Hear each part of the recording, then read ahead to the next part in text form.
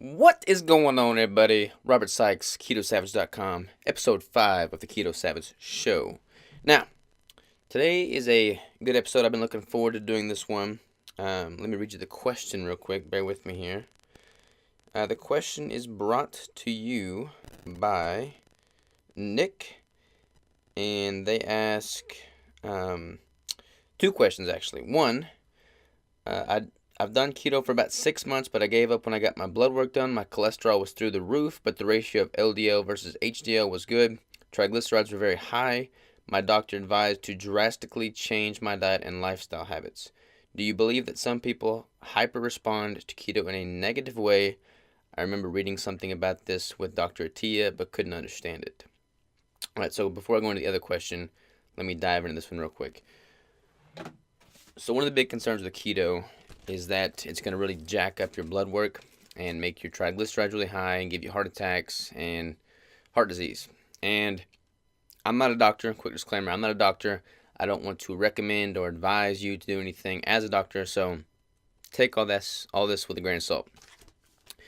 Honestly, the only way to know is to self-check, to go in and get a blood panel test done, a lipid panel test.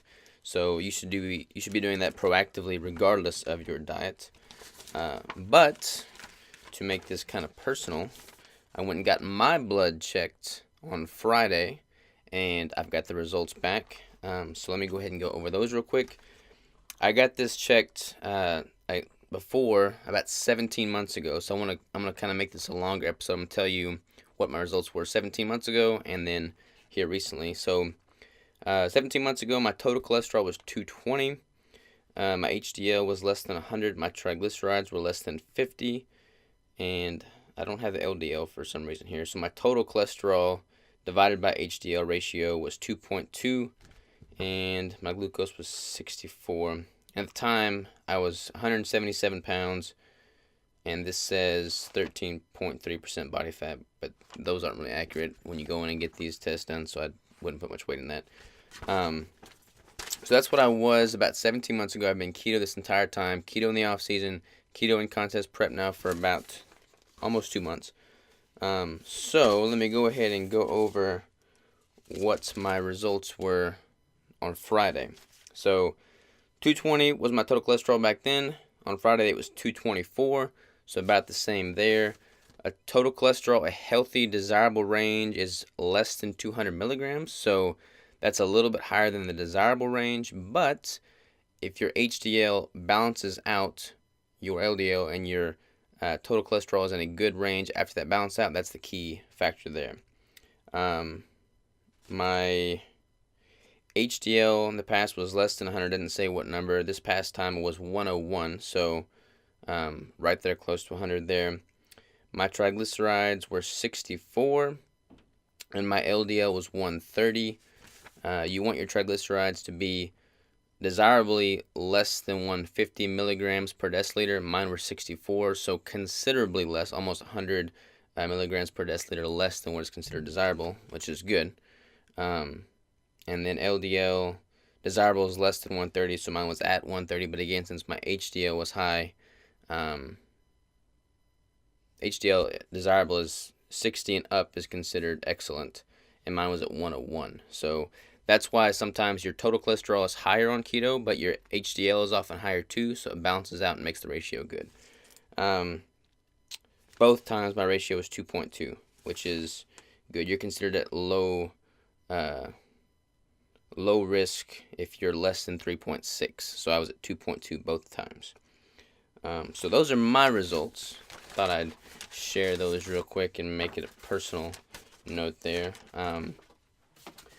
So again, as far as whether or not you should, do keto if your triglycerides are high, basically you need to self-check, go in and get a blood lipid panel test done, see what the doctor says, see what your total cholesterol is, and realize that your total cholesterol might be higher, but if your HDL is high enough to balance it out and make that ratio good, it's not as much of a concern. Some people, they're not going to adapt. It's just everybody's body's different. Some people just shouldn't be doing ketogenic diets, and that's just how it is. There's no cookie cutter diet for everybody. I'm not going to try and be biased towards keto and say, oh, it's the best diet for everybody. It's just, that would be false. and inaccurate of me. Some people, they just don't adapt, and their body does not use those ketones, does not fat adapt and use that fat as an energy source. And if that is the case, you'll often have incredibly elevated, fat levels in the blood, and triglycerides and whatnot. And basically your body's not pulling that in and using it. So it's just going to be really highly elevated fat levels that's not getting used, and that would not be good. And you would know to either, if this was pretty quickly after adapting the diet or adopting the diet, you might want to give it a little bit more time to see if your body switches over, because it does take some people a while.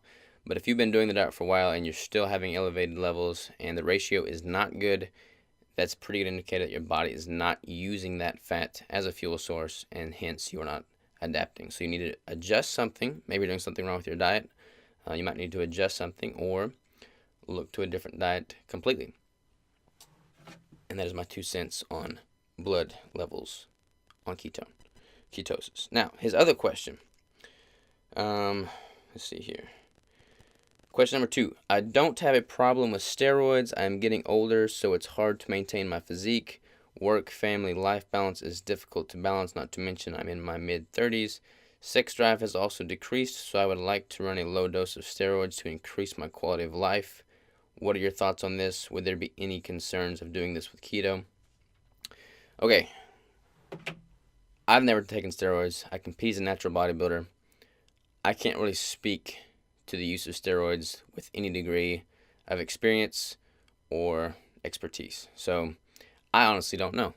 I would definitely go see a doctor and see what they say in regards to the ketogenic diet and exogenous, steroids, growth hormones, testosterone. So definitely do that. Don't take anything I say. Now, ketogenic diet often lends itself to elevated testosterone levels naturally, because testosterone is derived from cholesterol, which is going to be increased because you're intaking more fat from the ketogenic diet. So me personally, I haven't tested for testosterone specifically, but I should do that. I would imagine my testosterone levels have naturally increased because my cholesterol has increased, because my fat intake has increased, because I've started the ketogenic diet and been doing it consistently now for almost 2 years. So I think the ketogenic diet is a great way to naturally increase your natural testosterone. As far as adding in external sources of that testosterone and growth hormone and steroids, I do not know. I wouldn't imagine it would have any adverse effect, as long as everything's monitored and it's low dosage and you're not, pumping yourself full of, overdosing on steroids is never a good thing, no matter what diet you're on. So take that with a grain of salt. Consult a doctor as far as, hormone replacement therapy is concerned. I have no experience with steroids, so I can't speak on it from any degree of expertise, like I said earlier. So that's my 2 cents on blood work. That's my blood work, and as far as ketogenic diet and steroids are concerned. So appreciate the time. Thanks for the question, Nick. He did not give me any social media channels to shout out to, but he requested a ebook, so I'll be sending an ebook your way.